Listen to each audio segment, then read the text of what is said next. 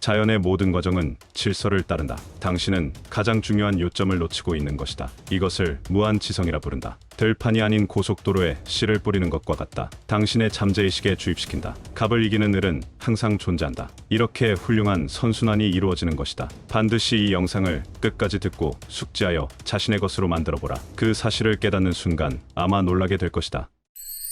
성공하기 딱 좋은 시간, 부자의 언어. 성공하는 사람들은 2%에 불과하다는 말이 있다. 많은 사람들이 하나같이 자신이 원하는 부와 성공을 누리고 싶어 하지만 아주 극소수의 사람들만이 마지막까지 도달한다는 말이다. 이들의 공통점이 무엇일까? 과연 무엇이 그들의 열정을 마지막 한 방울까지 짜내게 만드는 것인가? 대체 그들은 똑같은 일상을 어떻게 보내고 있는 것인가? 당신은 반드시 성공할 것이다. 역사상 가장 많이 사랑받고 있는 성공 철학의 선구자 나폴레온 힐은 말한다. 기회의 부족이란 터무니없는 말이다. 가장 귀중한 천연자원은 광물 자원도 아름다운 숲도 아니다. 부족한 것은 상상력일 뿐이다. 교육 수준이 다양한 사람들이 전 세계인들에게 더 나은 삶을 만들어줄 상품과 서비스를 제공하겠다는 마음가짐과 상상력이야말로 그 나라의 가장 귀중한 자원인 것이다. 진정한 부는 무형의 힘, 즉 생각이다. 아직도 성공하는데 가장 중요한 것이 운이라고 생각한다면 당신은 가장 중요한 요점을 놓치고 있는 것이다. 경기가 좋든 나쁘든 매년 수많은 부자들이 새롭게 등장한다. 성공할 기회가 없다며 하소연하는 사람들은 책임을 지기 싫거나 상상력을 발휘할 마음이 없는 데 대해 변명하는 자들일 뿐이다. 유용한 상품과 훌륭한 서비스는 지금도 여전히 중요할 뿐만 아니라 이를 필요로 하는 영역은 매일 새로 생겨나고 있다. 다른 이들에게 쓸모있는 사람이 되고 싶다는 열망에 집요하리만치 몰두하다 보면 자신이 하는 일의 가치를 인정받아 제 갈 길을 찾을 수 있다. 자신의 쓸모를 증명해야 한다는 사실을 잊으면 지금까지 얼마나 오랫동안 노력해왔든지에 상관없이 성공은 요원해질 것이다. 반드시 명확한 목표가 필요하다. 자신이 뭘 원하는지도 모르면서 성공할 수는 없지 않은가?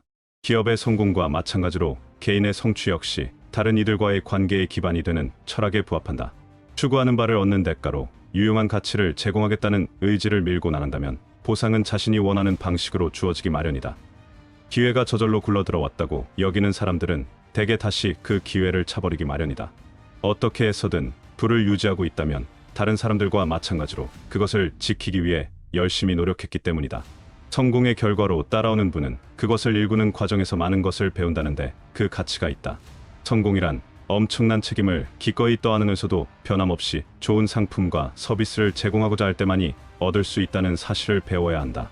대다수의 사람들은 목표를 달성하기 위해 그만한 노력을 들이고 싶어 하지 않는다. 만약 당신이 재산을 많이 모은 다음 사람들에게 당신이 한 노력과 똑같은 노력을 한다는 조건으로 그 재산을 주겠다고 한다면 대부분은 그 재산을 포기할 것이다. 모든 성공에는 본인 스스로의 엄청난 노력이 뒤따라야 하는데 대부분의 사람들은 그 정도의 노력을 쏟아붓고 싶어 하지 않는다. 그러나 분명 이를 받아들이는 사람도 있을 것이다. 쉽사리 만족하는 사람들의 수준을 훨씬 넘어서는 노력을 하고 있는 사람들. 이 사람들은 당신에게 가치를 매길 수 없을 정도의 엄청난 도움을 줄 수 있다. 당신만큼이나 목표를 위해 모든 걸 쏟아부을 수 있는 이런 사람들을 곁에 둬야 한다. 현재의 지위와 수입에서 벗어나지 못하는 이유는 스스로 마음속에 정한 한계 때문이다. 당신 스스로도 그 한계를 넘어서야 하며 주변에도 이를 같이 할 사람을 둬야 한다. 당신은 자신의 시행력을 믿는가? 믿음이란 보편적인 힘을 인식하고 그 존재를 확신하며 조화를 이루는 것을 말한다. 당신은 이러한 믿음을 단순히 갖는데 그치지 말고 더욱 적극적으로 활용해야 한다. 믿음은 곧 마음의 상태이다. 지속적인 성공을 성취하는데 도움이 되는 믿음은 능동적인 효과를 불러온다. 능동적인 자기 자신을 세계의 생명력과 연결시키는 과정, 이것을 무한지성이라 부른다. 숭고한 존재에 대한 긍정적이고 확고한 믿음 없이 능동적으로 실행하는 믿음을 갖기란 불가능하다. 믿음은 관찰과 실험, 느낌이나 기도, 그리고 명상 등으로 얻을 수 있다. 무엇보다 무한지성에 대해 이해하기 위해서는 외부 세계는 물론 자신의 내면을 탐색해야 한다. 자연의 모든 과정은 질서를 따른다. 태양이 오늘은 동쪽에서 떴다가 내일은 서쪽에서 뜨는 일은 없다. 자연의 법칙은 영원불변하게 지속되며 어디서나 존재한다. 그처럼 지속적으로 법칙이 유지되는 것은 지적 설계와 명확한 목표, 무한지성에 대한 충분한 증거가 있음을 분명히 나타낸다. 사도 바울에게 조용히 작게 속삭였던 내면의 목소리는 기독교의 모습과 그 방향을 바꾸어 놓았다. 또한 간디를 이끌었던 영적 신념은 인도뿐만 아니라 전 세계의 사회와 경제적 변화 방식에 영향을 주었다. 근본 사상과 개념을 발견하고 이를 수용해 널리 전파하는 인간 정신의 능력은 무한지성과 긍정적 관계를 맺을 수 있는 인류의 능력을 다시금 명확하게 말해준다. 당신도 이러한 관계들 속으로 들어가 당신 삶의 목적에 맞게 조율하며 살아갈 수 있다. 그리고 실행하는 믿음을 통해 모든 것이 성취 가능해진다. 믿음은 무한지성을 받아들일 수 있도록 훈련함으로써 길러지는 마음의 상태라는 것을 기억하자. 마음속으로 무슨 생각을 하고 믿든지 당신은 해낼 수 있다. 그러니 스스로 정한 한계와 제약으로 인해 무한지성의 흐름을 막는 일은 없어야 한다. 프리즘을 통과하는 햇빛이 여러 색깔의 빛으로 나누어지듯이 마음을 통과하는 무한지성 또한 다양한 형태로 나누어진다. 성공할 수 없다는 생각, 스스로 가치 없다는 생각, 이러한 생각들은 마음의 프리즘에서 결함으로 작용함으로써 무한지성의 힘을 왜곡시키고 흩어지게 만든다. 불신을 통해 무한지성의 힘을 받아들이는 마음의 문을 닫아버리면 그 혜택을 절대 경험할 수 없을 것이다. 단순히 믿음이 있다고 되뇌면서 즉각적인 결과를 기대할 수는 없는 노릇이다. 믿음이란 시간을 들여 키워가야 하는 마음의 상태이기 때문이다. 결핍, 가난, 두려움, 질병과 부조화와 같은 부정적인 생각을 마음에서 몰아내라. 그리고 3가지 단계를 실행하여 믿음을 조금씩 쌓아가 본다. 첫째, 목표 달성을 위해 명확한 열망을 표현하고 이를 하나 이상의 기본적인 인간의 동기와 관련 지어라. 둘째, 그러한 열망을 이루기 위한 명확하고 구체적인 계획을 세워라. 셋째, 수립한 계획을 실행하는 일에 모든 의식적인 노력을 기울여라. 무한지성에 대한 믿음을 실천할수록 마음은 그것이 가진 힘을 향해 활짝 열리게 될 것이다. 어떠한 문제나 질문과 맞닥뜨렸을 때 단련된 믿음은 무엇이든 행동으로 옮기게 할 수 있다. 믿음을 실천함으로써 당신의 잠재의식은 이미 그 문제를 해결하는 데 성공할 것이라 믿도록 길들여진 상태이다. 이렇게 훌륭한 선순환이 이루어지는 것이다. 계획이 생각대로 풀리지 않았다면 이 절차를 계속 반복하라. 실행하는 믿음이란 바로 이런 것을 말한다. 당신의 능력을 총동원해서 자본을 확보해야 한다. 믿음을 행동으로 옮겨야 한다. 당신이 갖지 못한 것을 요구하기 위해서가 아닌 이미 누리고 있는 것들에 대해 감사하는 기도를 빼먹지 않는다면 당신은 훨씬 더 빨리 그 결과를 얻을 수 있을 것이다. 벽시 하나를 심으면 몇 알을 생산할 수 있는지 아는가? 평균적으로 200알이 훨씬 넘는 생산량을 가져온다. 밀농사를 짓는 농부가 밀알 하나를 심을 때마다 똑같은 한 알의 밀알만 수확할 수 있다고 한다면 그 농부의 노력은 시간을 낭비하는 셈이다.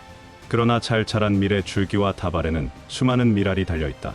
농사 지을 때 어떤 문제가 생기든 농부는 자신이 심은 것보다 몇 배는 더 많은 밀알을 수확할 수 있다.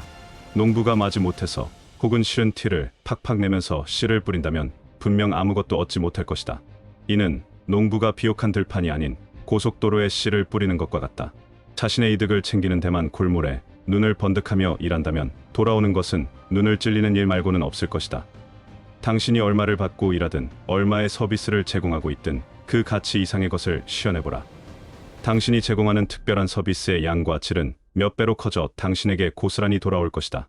밀 하나를 심어 수많은 밀알을 수확하게 되는 수확체증의 법칙은 어떤 일이 있어도 어긋남이 없다.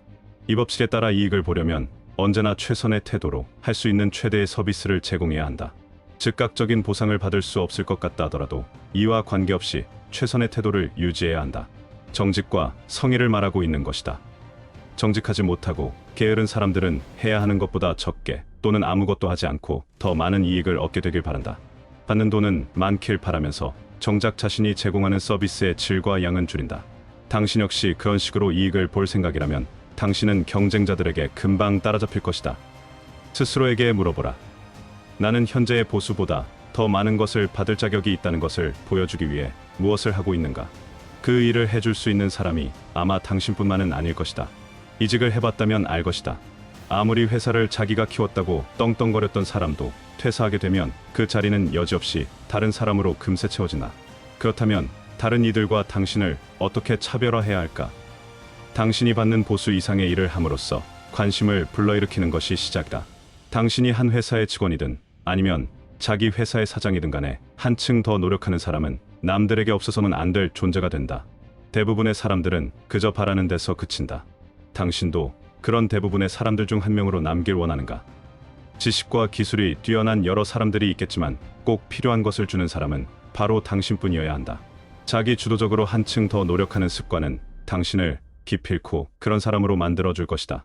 갑을 이기는 을은 항상 존재한다. 당신 역시 그런 사람이 될 수 있다. 한층 더 노력하는 것은 가난의 두려움, 결핍의 두려움, 적당히 타협하는 이들과의 경쟁에 대비한 일종의 보험을 드는 것과 같은 방법이다. 한층 더 노력한다는 것은 일하는 능력, 일을 잘 해내는 능력을 더 강화시킨다는 뜻이다. 그저 시간에 맞춰 출퇴근을 반복하는 보통의 사람들과는 다른 삶을 살아야 한다. 온 마음을 집중하여 업무를 시행하고 최선의 태도로 실력을 강화시킨다.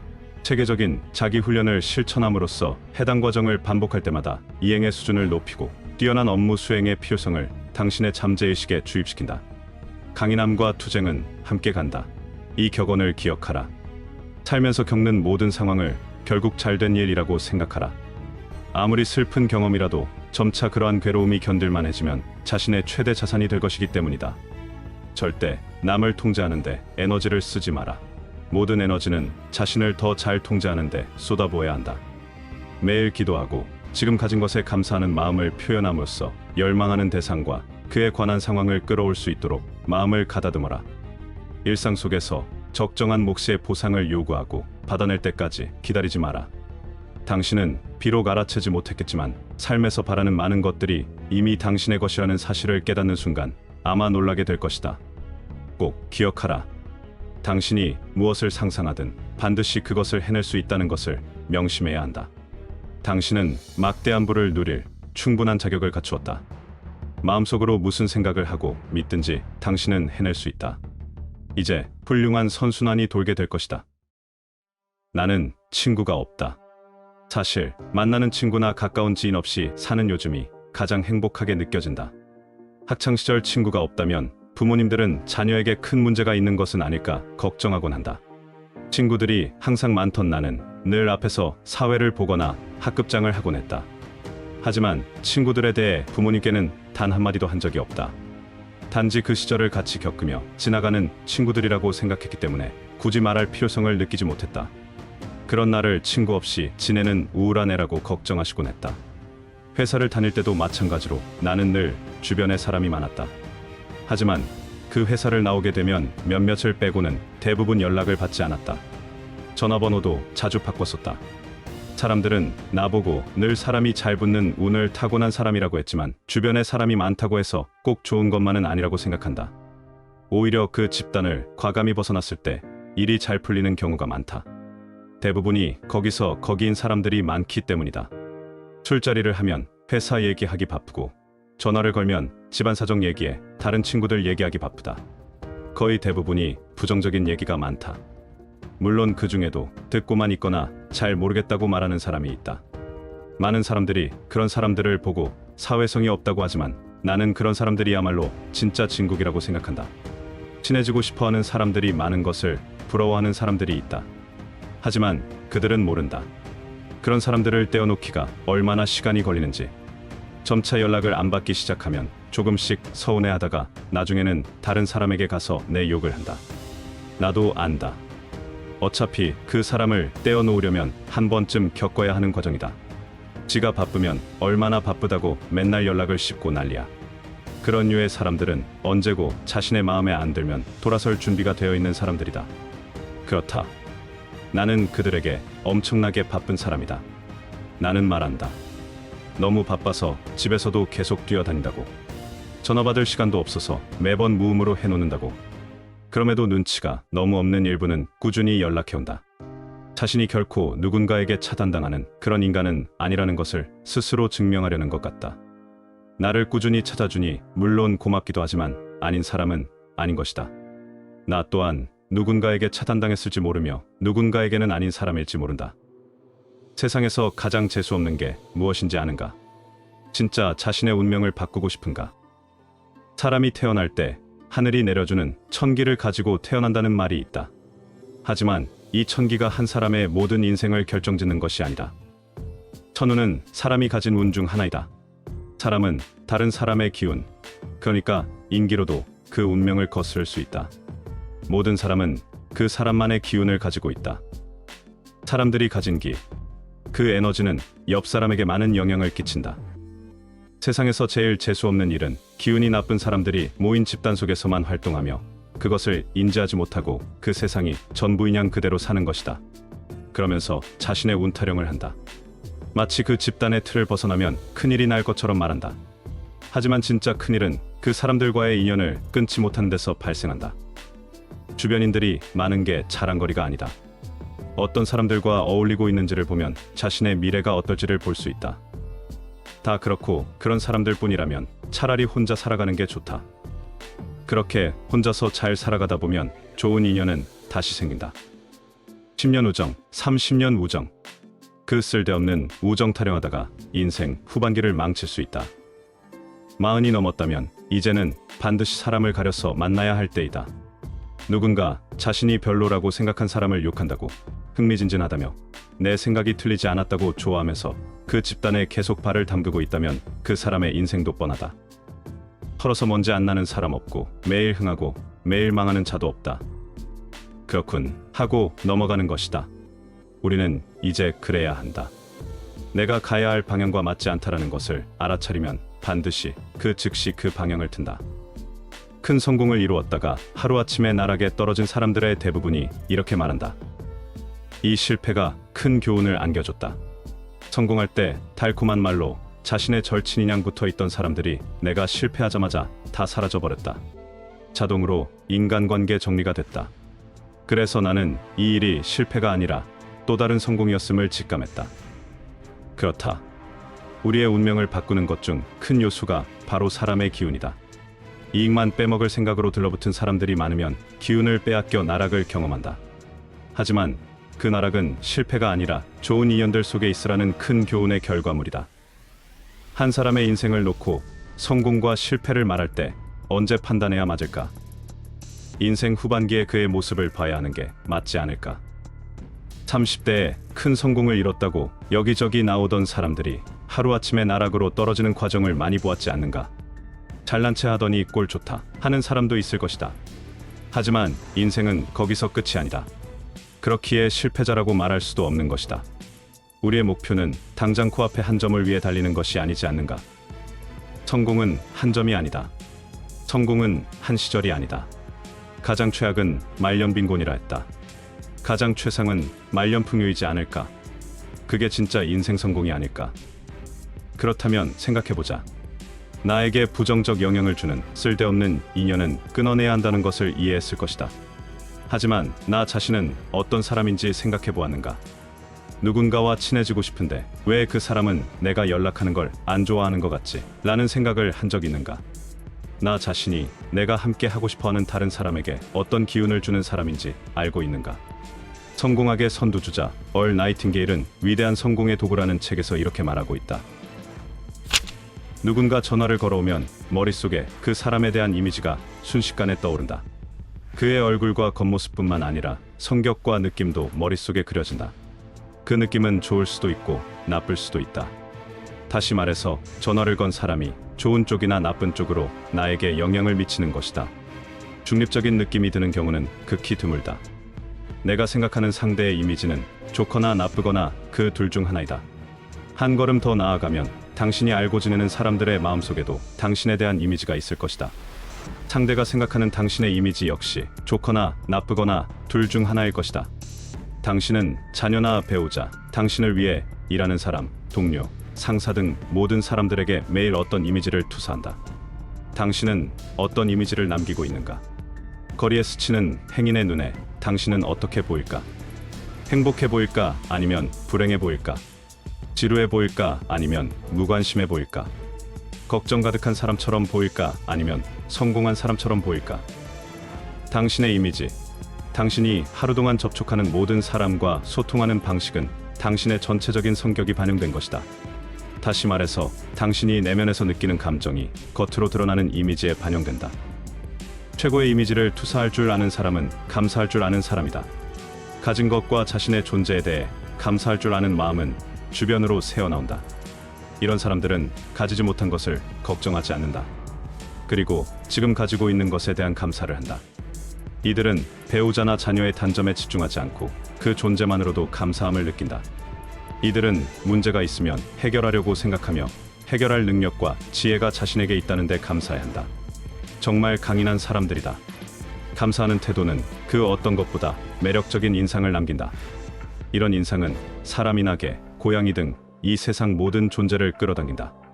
그뿐 아니라 자신이 행운이라고 생각했던 것들도 끌어당긴다. 이런 이들은 쉽게 알아볼 수 있다. 눈빛은 차분하고 평온하며 마치 숨을 쉬듯 자연스럽게 미소를 짓는다. 이들은 불평 대신 그저 해야 할 일을 끝마친 다음 다른 할 일을 찾을 뿐이다. 마치 추운 아침에 난로가 온기를 발산하듯 이들은 훌륭한 능력과 좋은 기운을 발산한다.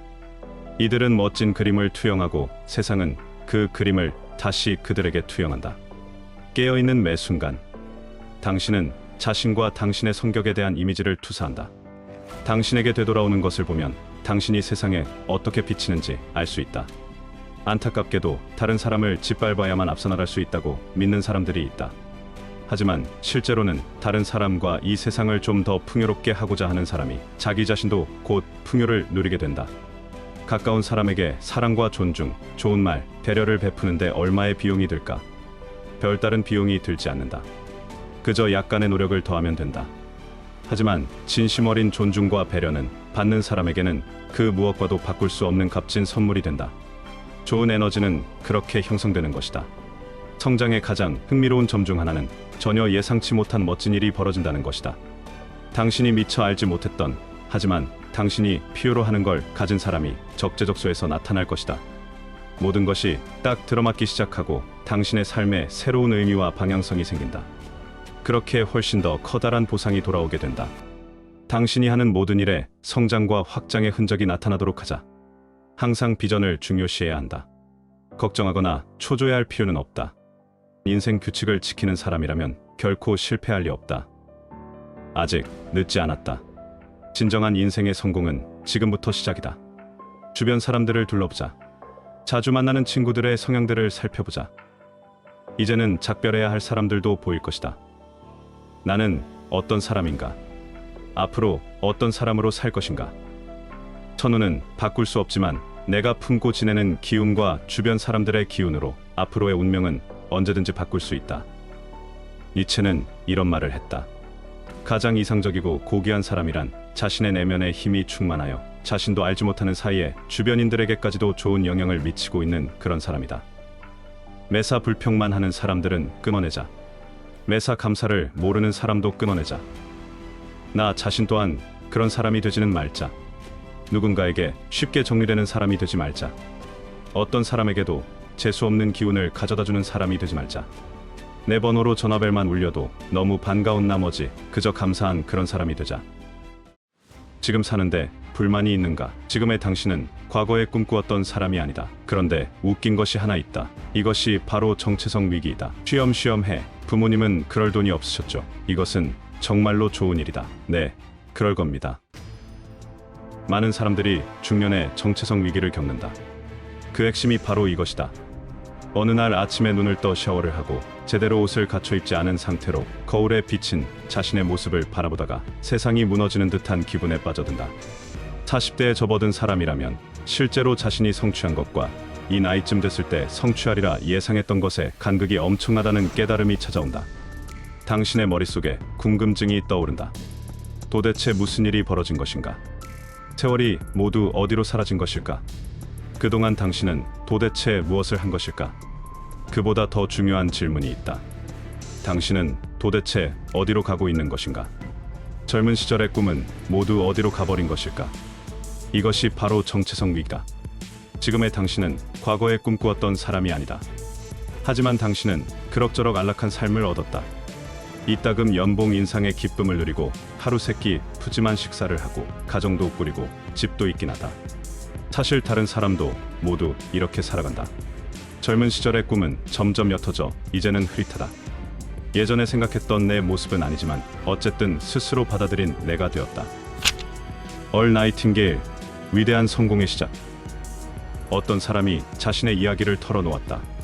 어렸을 적에 난 무엇보다도 피아노를 배우고 싶었어요. 하지만 부모님은 피아노를 가르쳐줄 형편이 되지 않았죠. 근사한 사립학교에도 다니고 싶었어요. 하지만 이번에도 부모님은 그럴 돈이 없으셨죠. 그녀에게 나중에 집을 떠난 후 피아노를 배웠는지 물었다. 그렇지 않다는 답이 돌아왔다. 나는 다 큰 성인이 된 이후로 그녀가 낭비했던 시간 동안 아주 충분히 피아노를 배울 수 있었다는 사실을 알려줬다. 원하는 교육을 받거나 악기를 배우고 싶은 사람은 어떻게든 길을 찾아내 원하는 일을 해냈다. 이미 많은 사람이 증명해 보였듯 독학을 해서라도 꿈을 이뤄내고야 마는 사람들이 있다. 40년 동안 붙들고 있었던 근거 없는 핑계를 언제까지 내세우고 있을 것인가? 그녀 같은 사람들에게 하고 싶은 말은 그럼에도 불구하고 아직도 시간이 많다는 사실이다. 당신을 창조한 사람은 바로 당신 자신이다. 무언가를 하고 무언가를 하지 않겠다는 선택이 지금의 당신을 만들었다. 우리의 자아는 단지 무언가가 되는 과정일 뿐이다 라는 말이 있다. 따라서 자아라는 전신 거울 앞에 서면 우리 자신이 어떤 작품을 만들어내는지 잘 살펴볼 수 있다. 우리는 이전의 집을 떠나 새로운 사람이 된다. 우리 모두에게는 이번 생은 처음이며 앞으로 좋은 결정을 내릴 시간이 많다는 사실을 기억해야 한다. 의사결정에 관해 한 가지 규칙이 있다. 바로 내면의 목소리에 귀를 기울이고 성장 중심적인 결정을 내리려고 노력해야 한다는 것이다. 곤궁한 살림을 꾸려나가는 많은 어머니들이 자녀들에게 이렇게 말한다. 열심히 공부해서 성공한 사람이 되거라. 많은 사람들은 이 성공한 사람이 되는 것에 대단한 신중을 기한다. 그러다 보면 최대한 실패할 위험이 가장 적어 보이는 결정을 하게 되는 것이다.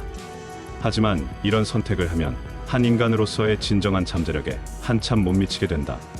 쉬엄쉬엄해. 나서지 마. 평지풍파 일으키지 마. 이런 말들은 온전히 확장된 삶을 살거나 인생의 최전선에서 치열하게 살아가기를 주저하는 마음을 나타내고 있다. 누군가 혁신적인 제안을 하면 고지식한 지인들이 이렇게 말할 것이다. 다른 누군가가 이런 것을 한 적이 있지 않나. 그 아이디어가 완전히 새로운 것이 아니며 다른 누군가가 이미 그 방안을 시험했다는 증거를 원하는 것이다. 대부분의 인간들이 그래서 이런 두려움 때문에 풍요보다는 한층 커다란 박탈감을 느끼며 살게 된다. 인간에게는 이상하고도 놀라운 점이 하나 있다. 바로 실제로 가질 수 없는 것을 진심으로 열망하지 않는다는 점이다. 회사 임직원이건 당신과 가족이 원하는 바에 걸맞는 소득 수준을 높이는 것이건 당신이 구체적으로 떠올렸을 때 신이 나고 그 욕망이 충족되었을 때의 기분이 어떠할지 명확하게 상상할 수 있다면 당신은 그 욕망을 이룰 수 있게 된다. 당신 스스로 가질 수 없다고 인정하는 것은 당신 것이 절대 될 수 없다. 하지만 누군가는 그 생각을 뛰어넘는다. 지금 당장 할 수 없다고 해서 미래의 내 능력까지 폄하시키지 마라. 과거의 내가 지금의 나와 다르듯이 지금의 나는 충분히 지금보다 월등한 미래의 나를 만들 수 있다. 내가 가질 수 있다는 것을 인정하고 받아들이면 어느 순간 그것은 내 것이 되게 되어 있다. 지금 사는데 불만이 있는가? 아주 좋은 일이다. 불만은 신성한 욕망이다. 너무 열심히 일하거나 오랫동안 계속 일하면 인간은 불만스러워지고 안정과 휴식을 원하게 된다. 그런데 웃긴 것이 하나 있다. 인간은 너무 오래 쉬면 일을 하고 싶어 한다. 자신이 할 수 있는 일이 없는지 찾게 되는 것이다. 너무 오랫동안 많은 사람들과 어울리다 보면 인간은 혼자 있고 싶어 한다. 하지만 너무 오랫동안 혼자 있으면 곁에 있어줄 누군가를 갈망하게 되는 게 인간이다. 나이가 어린 사람은 나이 많은 사람을 부러워하며 세월이 빨리 흘러가길 바란다. 나이가 많은 사람은 젊은 사람들을 부러워하며 어떻게든 시간을 되돌리고 싶다는 생각을 한다. 가질 수 없는 것을 갈망하는 마음은 어쩔 수 없는 인간의 본성이다. 이 사실을 이해하면 인생이 훨씬 더 행복해지고 유머 감각도 좋아진다. 완전하고 더 없는 만족감을 느끼는 순간은 경이롭다. 하지만 이런 감정이 찾아오는 때는 드물고 머지않아 계속해서 다른 무언가를 갈망하게 된다. 이것은 정말로 좋은 일이다. 성장하는 인간의 내면에 숨어있는 이와 같은 신성한 불만이야말로 인간을 발전시킨다. 지금 원하는 것만 해결되면 행복할 수 있다고 생각하겠지만 절대 아니다. 인간은 늘 현실에 안주하지 않고 불만을 느끼는 존재다. 불만을 잠재울 꿈을 현실로 바꾸려면 일단 해봐야 한다. 안전한 방법 같은 것은 세상에 존재하지 않는다. 우리는 기대하는 만큼 얻게 되어 있다. 좀 더 많은 것을 기대하고 노력하면 결국엔 그것도 얻게 된다. 성공에는 한계를 그어서는 안 된다. 내게 주어진 시간이 없다고 생각하지 마라. 무언가를 성취해 나가기 시작하면 결코 만족의 끝이 없다는 것을 알게 될 것이다. 그리고 살다 보면 무언가를 도전하는데 시간이 결코 부족하지 않음을 알게 될 것이다. 또한 늦은 나이라는 것도 없다. 그래서 인간이 끊임없이 발전해 오고 있는 것이다. 미국 산악팀이 에베레스트를 정복한 후 매우 흥미로운 정보가 공개됐다. 미국을 떠나기 전 팀에 소속된 노련한 등산가들은 모두 정신과 의사와 긴 상담을 했다. 의사는 각 등반가에게 이런 질문을 했다. 에베레스트 꼭대기까지 올라가실 겁니까? 이 질문을 받은 등산가들은 저마다 열정적으로 이렇게 대답했다. 최선을 다하겠습니다. 물론 시도해봐야죠. 그러려고 최대한 노력할 겁니다. 물론 많은 등산가들이 에베레스트 정상을 밟기가 거의 불가능에 가깝다는 사실을 잘 알고 있었다. 이때 한 가냘픈 체격의 등반가가 남들과 다른 대답을 내놓았다. 그 의사의 물음에 남자는 한동안 생각에 잠겼다가 조용히 이렇게 대답했다. 네, 저는 그럴 겁니다. 이 남자는 미국 산악팀 중 가장 먼저 에베레스트 정상에 도착했다. 자신의 목표에 대한 신념을 나지막히 얘기하건 마음속으로 다짐하건 이 짧은 문장은 그 어떤 말보다 인간의 성취에 중요한 역할을 한다. 매년 연말이나 연초가 되면 사람들은 주변 상황이 잘 굴러가고 시장 상황이 이전처럼 유지되고 운이 좋고 자신의 목표 달성을 방해하는 다른 이해관계가 생기지 않는다면 달성해보고 싶은 목표를 생각한다. 하지만 실제 성공을 이끌어내는 사람들은 해보고 싶은 것을 목표로 삼지 않는다. 그들은 실제 그들이 달성하기로 마음먹은 것을 목표로 삼는다. 상황이 되면 해보고 싶은 게 아니라 상황이 어찌되든 내가 꼭 해내야 할 것을 목표로 삼는다는 말이다. 남들이 그저 막연하게 실현하고 싶은 꿈을 적을 때 진짜들 사람들은 아주 진지하게 생각하고 구체적인 이미지화를 그려내면서 꿈을 적는다. 이 세상에서 끈기를 대신할 것은 없다. 끈기가 있으면 넘어서지 못할 게 없다. 우리 모두가 자신과 마주하고 네, 그럴 겁니다 라고 말해야 이 모든 것이 이루어진다는 것을 명심해야 한다. 자, 이제 당신의 꿈을 어떻게 말할 것인가? 아직도 그랬으면 싶은 것을 꿈으로 삼고 있는가? 그것을 진정으로 원한다면 하고 싶다고 말해서는 안 된다.